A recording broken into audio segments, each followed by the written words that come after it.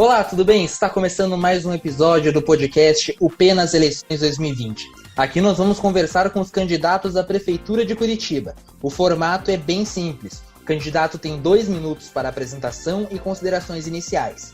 Depois vem a entrevista, que vai durar 20 minutos, contados a partir da primeira pergunta. E encerra com mais 2 minutos para se despedir e pedir o voto dos ouvintes. As entrevistas foram realizadas entre os dias 12 e 23 de outubro e a ordem de exibição foi definida por sorteio.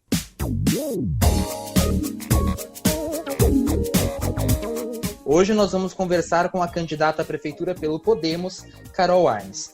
Candidata, então a partir de agora você tem 2 minutos para fazer uma apresentação e também suas primeiras considerações.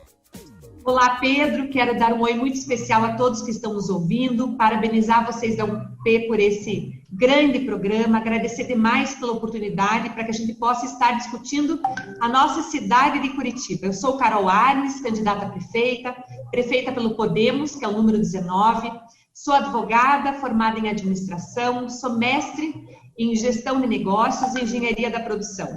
Tenho uma vivência familiar muito forte, sou filha do senador Flávio Arnes, sou sobrinha da Zilda Arnes, com muito orgulho, que criou a Pastoral da Criança, e também sobrinha do Dom Paulo Evaristo Arnes, que é uma pessoa que desenvolveu muitas ações com muita coragem à frente da igreja em São Paulo. Então, eu estou aqui para me colocar à disposição de todos vocês, para que a gente possa falar um pouquinho sobre as propostas da nossa cidade de Curitiba. Então, agora iniciando já a nossa entrevista, nós começando aqui a marcar os 20 minutos, vamos começar falando sobre um problema que nós temos atualmente, que é a pandemia, e através da pandemia que se tornou conhecido a telemedicina. Você tem isso como um dos objetivos aí de fortalecer no seu governo. Gostaria que você falasse um pouco mais sobre isso. Olha, Pedro, nós vamos ter um desafio muito grande na área da saúde para o ano que vem. Os serviços da área da saúde, a demanda vai aumentar muito. Muitas pessoas não estão conseguindo pagar mais os planos de saúde. Além disso, você sabe que a gente teve uma demanda reprimida no que se refere à existência de exames, cirurgias eletivas, muitas pessoas aguardando o diagnóstico. Então, realmente, nós teremos que implementar várias alternativas para que a gente possa dar conta dessa demanda que existe. Para isso, nós vamos ter várias ferramentas e tecnologias. Eu sou a favor da telemedicina, mas eu entendo que acima da telemedicina tem que estar a opinião do médico. A comunidade científica é que vai me dizer, na nossa gestão, se a telemedicina deve ser usada e em quais casos ela pode ser usada ou não. Então, fica aqui a minha valorização aos profissionais da área de saúde, que vão ser muito ouvidos para que a gente tome essas decisões de gestão. Agora, eu quero aproveitar que você me perguntou de saúde e eu quero dizer o seguinte: nós temos uma rede de saúde muito boa, que são as unidades básicas de saúde. E eu quero me comprometer com todos os curitibanos que essas unidades não serão fechadas, como aconteceu no decorrer da pandemia. Isso é muito importante. Então, fica aqui o meu compromisso. Ao mesmo tempo, eu quero contar para vocês que nós temos as UPAs, Unidades de Pronto Atendimento em Curitiba, que lidam com a questão de urgência e emergência. Nesse caso, Pedro, nós vamos optar pela ferramenta de cogestão. Nós vamos fazer convênios com várias entidades para que a gente possa realmente dar conta desses serviços de saúde. E também firmaremos vários convênios para que a gente possa ter uma atuação mais rápida, mais ágil, garantindo o bem-estar e a saúde de todas as pessoas. Então, faremos um esforço por meio de várias organizações para que a população de Curitiba seja muito bem atendida. E como que se prepara, como que se planeja para algo que não está ali vivenciando no momento? Eu digo isso em questão da pandemia. Um fato é que a pandemia não vai acabar no dia 31 de dezembro, quando o próximo prefeito vai assumir ali no dia 1º de janeiro. Mas nenhum candidato, a não ser o atual prefeito Rafael Greco, que vai tentar a reeleição, tem o domínio de todas as práticas, de tudo que estava acontecendo, de todos os números, de todas as formas que agiram nesse período. Como se preparar para isso e qual que é a tua expectativa e ideias de sequência, né, do combate ao coronavírus? Pedro, você tem toda a razão. Veja, o que eu quero dizer quando você tem toda a razão? As vacinas provavelmente estarão à disposição apenas no segundo trimestre do ano que vem. Então, eu tenho conversado com meu primo, que se chama Clóvis Arnes, ele é presidente da Sociedade Brasileira de Infectologia, e eu, como futura gestora da nossa cidade, perguntei para ele qual é o cronograma das vacinações, quando que a gente vai ter vacina em quantidade suficiente em relação ao Covid. Essa é uma resposta que as pessoas ainda não têm. Então, a previsão é o segundo trimestre do ano que vem. Estaremos em período pandêmico ainda no início do ano. Agora, o planejamento é uma ferramenta que tem que existir em qualquer circunstância. E que o planejamento é ainda mais importante quando a gente está vivenciando uma crise. Planejamento significa definir rotas, definir estratégias, definir caminhos. Não significa que esses caminhos não possam ser alterados, mas eles precisam estar muito bem estabelecidos para que a gente saiba aonde a gente quer chegar. É por meio do planejamento que a gente consegue criar uma visão de futuro para a nossa cidade. Visão de futuro essa que hoje, com a atual gestão, a gente não tem. Não tem, Pedro. Hoje, as decisões de gestão da Prefeitura de Curitiba são tomadas em relação a marcas de gestão em 4 anos. Isso não pode, Curitiba não merece isso. Nós precisamos tomar decisões de gestão que sejam lembradas daqui 10 anos, daqui 20 anos. Essas são as decisões necessárias que fazem uma cidade avançar. Daqui 10 anos, ninguém vai lembrar de asfalto. Daqui 10 anos, ninguém vai se lembrar do enorme recurso que foi destinado para as empresas de transporte coletivo e que não gerou 1 centavo de desconto na tarifa de transporte coletivo para os usuários. Então, o planejamento serve justamente para a gente construir em conjunto uma visão de futuro que Curitiba merece. Então, realmente, você tem toda a razão, o planejamento não está sendo feito de forma adequada. E isso tem tempo para terminar. A partir do dia 1º de janeiro do ano que vem, se Deus assim nos permitir, e Ele há de querer e de nos apoiar, e com o apoio de cada um de vocês que está me ouvindo na data de hoje, assumiremos com muito orgulho a prefeitura da nossa cidade para construirmos juntos uma Curitiba do futuro. E junto aos problemas aí da saúde que tem que ser administrados e evoluir, resolver algumas coisas, também tem a questão econômica, né? No próximo mandato, independente de quem vencer, são 2 coisas que vão andar sempre de lado a lado, a saúde e a economia. Como recuperar a economia de Curitiba? A geração de emprego e renda vai ser prioridade absoluta no nosso governo. E para isso a gente tem que estabelecer uma série de medidas. A primeira medida é corrigir uma situação que a prefeitura fez de forma equivocada. A prefeitura do atual gestor, do Rafael Greca, ela extinguiu a Secretaria de Trabalho. E ela tornou a Secretaria de Trabalho um setor da Fundação de Ação Social de Curitiba. Não sei se você sabia disso, Pedro. Hoje nós não temos Secretaria de Trabalho e a área inteira de trabalho da nossa cidade está dentro da FAS, da Fundação de Ação Social. E a gente tem que entender que trabalho não é apenas para quem está em vulnerabilidade social. Trabalho é para todas as pessoas. Então, nós vamos retomar a Secretaria de Trabalho do nosso município. Então, essa é uma atitude de gestão que a gente vai tomar. Agora, como é que a gente gera emprego e renda na nossa cidade? Então, nós estamos prontos para implantar um pacote de medidas econômicas que vão apoiar aquelas pessoas que já geram emprego na nossa cidade. Nós vamos refinanciar os tributos municipais com período de carência para que os empreendedores tenham acesso à certidão negativa. Nós vamos estabelecer um novo programa que vai se chamar Mais Emprego, Menos Tributo, que vai ser implantado também de forma imediata.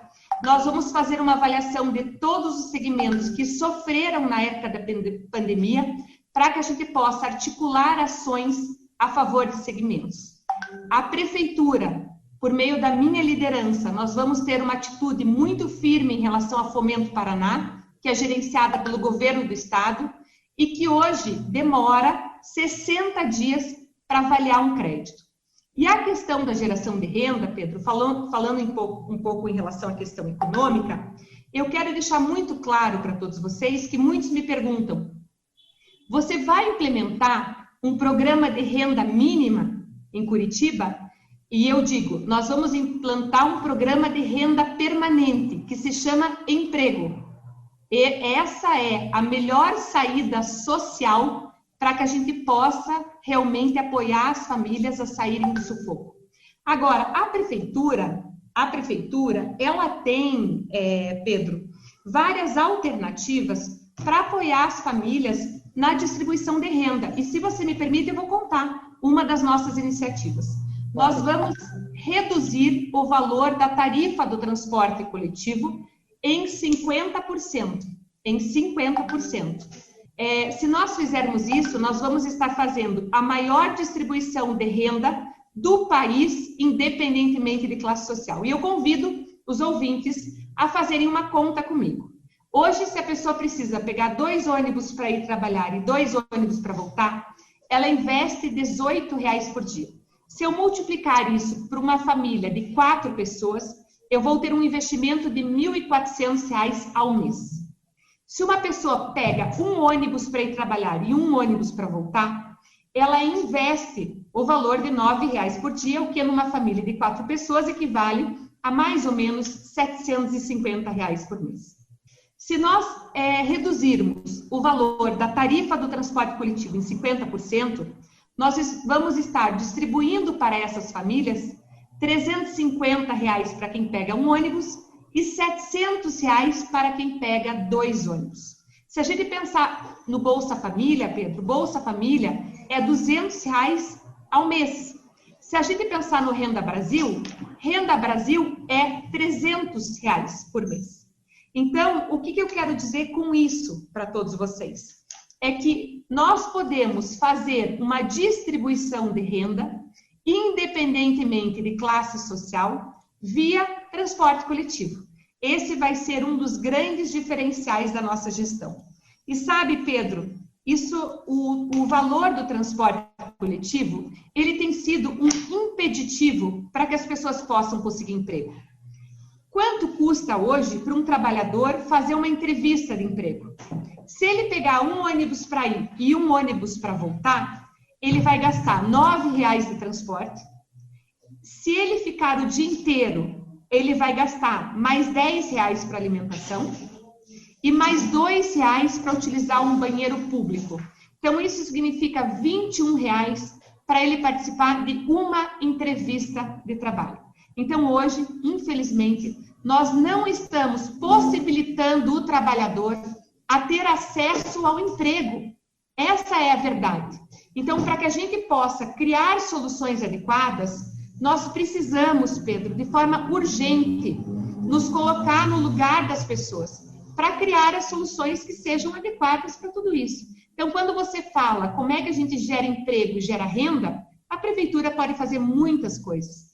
E eu quero dizer para todos vocês, contem comigo para que a gente possa realmente transformar Curitiba e fazer com que mais pessoas tenham mais oportunidades. Nessa ideia da alteração do valor da passagem, e aí tem até a proposta também da tarifa livre para algumas linhas do transporte coletivo de Curitiba, eu gostaria de saber quanto tempo você estima que é possível fazer isso numa gestão. Né? Se é num ano dá para fazer, se é o mandato todo, quanto tempo até isso sair do papel e ir para a prática? Para responder isso, eu vou explicar como é que a gente vai reduzir em 50%. Então, nessa redução de 50%, nós temos, primeiro, 15% nós vamos reduzir no custo do transporte coletivo. Então, a gente já abriu a caixa preta, azul, amarela da Urbis e é possível reduzir o custo do transporte coletivo em 15%.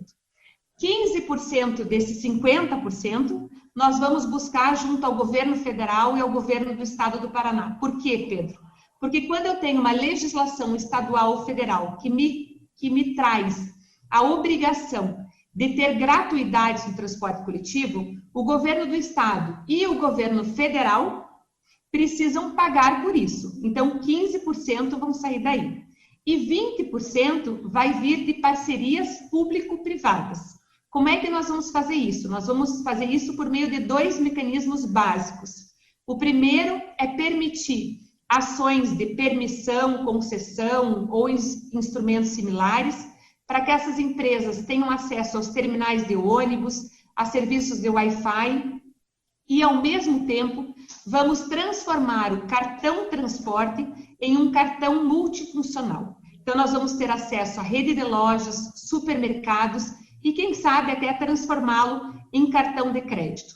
Então, eu dimensiono que nós precisaremos de 1 ano e meio a 2 anos para chegar a uma tarifa com a redução de 50%. É a estimativa que eu, como gestora, faço hoje. E a questão dos projetos que foram votados, foram aprovados na atual gestão, e aí se iniciou até uma fase de testes, mas por causa da pandemia não foi muito para frente, que é a questão da tarifa sazonal, e que foi votado aí recentemente. Isso seria interessante manter, caso seja eleita, ou isso não valeria mais?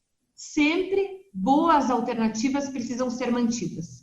Todo o nosso plano de governo está sendo definido em 3 linhas, Pedro. O que é bom precisa ser mantido e valorizado, independentemente de quem fez. Algumas situações precisam ser ajustadas ou melhoradas. E a gente precisa fazer o que ninguém pensou em fazer, porque daí a gente tem o avanço que a cidade precisa, que é essa questão da construção da visão de futuro. Então, eu garanto para todas as pessoas que tudo que foi feito de bom nessa gestão vai continuar valendo, vai ser mantido. Falando um pouco sobre a inclusão no transporte coletivo, que também está na sua proposta, no seu planejamento de governo, eu queria saber quais são as melhorias que serão feitas e que se tem de ideia por fazer. Até recentemente eu recebi um vídeo que era num tubo que era ali as avenidas maiores, então tinha aquela ilha de calçada em volta. Então o tubo tinha o elevador para o cadeirante, mas a calçada não tinha rampa para o cadeirante subir. Então acabava sendo um pouco inviabilizado o acesso. E ali, como está no plano de governo, eu queria que você falasse um pouco mais sobre essa inclusão. Olha, a área da pessoa com deficiência é uma área muito importante para mim. É uma área que eu vivo, né? Eu tenho meu irmão Osvaldo, com 46 anos, ele sempre estudou em escola especial, e eu entendo que uma cidade boa é uma cidade inclusiva, é uma cidade que respeita as diversidades de todo ser humano. Então, realmente, como você colocou, hoje a gente tem uma dificuldade imensa em relação à questão das calçadas. Eu conheço pessoas que fizeram investimento para terem cadeiras de roda motorizadas e que não conseguem usar a cadeira de roda porque a calçada está inviável. Aliás, Pedro, falando um pouco da questão das calçadas, nós vamos ter um grande desafio, viu? Existe um entendimento bem pesado em relação ao Ministério Público, porque hoje existe uma lei em Curitiba que ela diz que a calçada é de obrigação do proprietário das residências. E depois dessa lei, 1 ano depois, a gente teve a aprovação da Lei Brasileira de Inclusão.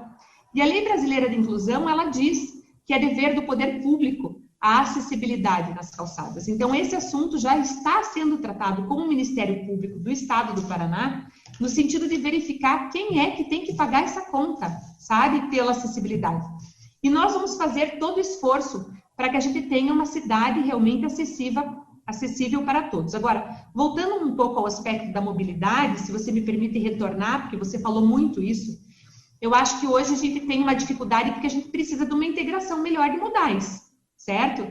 Então, o que significa integrar melhor os modais? A gente precisa, por exemplo, ter estacionamento de bicicleta nos terminais de ônibus. E não adianta eu cobrar pelo estacionamento de bicicleta, eu tenho que fazer com que esse estacionamento seja gratuito.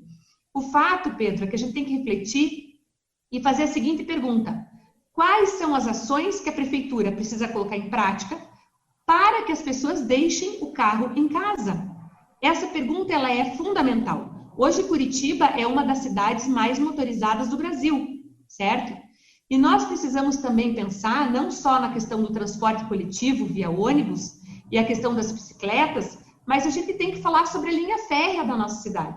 Olha, nós temos 35 passagens de nível em Curitiba que não estão condizentes e que não trazem segurança. E semana passada nós tivemos um acidente gravíssimo que gerou a morte de uma pessoa com vários feridos numa elevação de nível da linha férrea que passa dentro da nossa cidade. Então a gente precisa começar a falar sobre isso, porque são assuntos que estão esquecidos pela nossa atual gestão. Agora falando um pouco sobre essa questão ainda nessa ideia dos ônibus, da mobilidade, Teve num debate recentemente da Band que você fala sobre a retirada dos ônibus da Canaleta para lazer no domingo. Como que seria isso? Queria que você falasse um pouco mais sobre essa proposta. Olha, um dos desafios do gestor e de uma atividade básica do gestor é estar atento ao que a população quer. E o que eu tenho percebido, Pedro? Eu tenho percebido aos domingos que as canaletas estão lotadas de pessoas. Então, você tem pessoas andando de patinete, pessoas andando de skate, pessoas andando de bicicleta. Eu tenho famílias com carrinho de bebê. E todas essas pessoas estão disputando o espaço com um biarticulado que continua passando na canaleta do Expresso aos domingos. E eu vou dizer para todos os ouvintes, não vale a pena, sob o ponto de vista financeiro, um biarticulado transitar nas canaletas de Expresso, certo? Porque um biarticulado custa 1.200.000 e tem um gasto imenso de combustível. Então, o que a gente pretende fazer? A gente pretende transformar as canaletas em parques lineares. E eu digo para todas as pessoas, não se preocupem, nós continuaremos tendo um transporte coletivo por meio de veículos menores nas marginais, mas as canaletas serão do povo, serão nossas, porque é isso que a gente quer. A gente quer mais qualidade de vida, a gente quer mais espaço, a gente quer ter oportunidade e a gente quer também menos risco, porque hoje disputar a canaleta com um ônibus biarticulado é risco de vida. Candidato, então agora encerramos o nosso tempo aqui de entrevista. Hoje nós conversamos com Carol Arnes, ela é candidata à Prefeitura de Curitiba pelo Podemos. Candidato, você tem agora 2 minutos para se despedir e também para pedir o voto dos ouvintes. Que bom. Pedro, eu quero dizer que eu sempre gosto demais de falar com você. Vocês estão de parabéns pela condução. Para mim é uma baita oportunidade poder vir falar sobre Curitiba com todos vocês. Eu quero pedir o apoio e o voto. Peço o voto para o número 19. E peço principalmente para que vocês me deem a oportunidade de eu estar no segundo turno, onde eu vou ter a possibilidade de estar cara a cara, frente a frente com o nosso atual gestor, Rafael Greca, para que a gente possa, então, estabelecer quais são as prioridades da nossa cidade. Eu acredito muito num novo jeito de se relacionar com as pessoas. Eu acredito numa nova gestão. A gestão do atual prefeito foi boa, mas agora não serve mais. Nós estamos diante de novos desafios. Ou Curitiba toma o rumo da área social e econômica, ou nós perderemos o nosso futuro. Então, contem comigo, contem com a minha determinação, com a minha coragem e com o meu engajamento. Um grande abraço a todos vocês e eu coloco o nosso plano de governo também à disposição, por meio do site www.carolarmes19.com.br. Um abraço bem grande a todos vocês. Estamos chegando ao final de mais uma edição do podcast O P nas Eleições 2020. A apresentação, Pedro Talim. Produção, Samar Mourad. Trabalhos técnicos, André Ambonati. Professora orientadora, Sandra Nodari. E coordenadora do curso de jornalismo da Universidade Positivo, Maria Zaclis Veiga. Muito obrigado a você que nos acompanhou até aqui e até a próxima.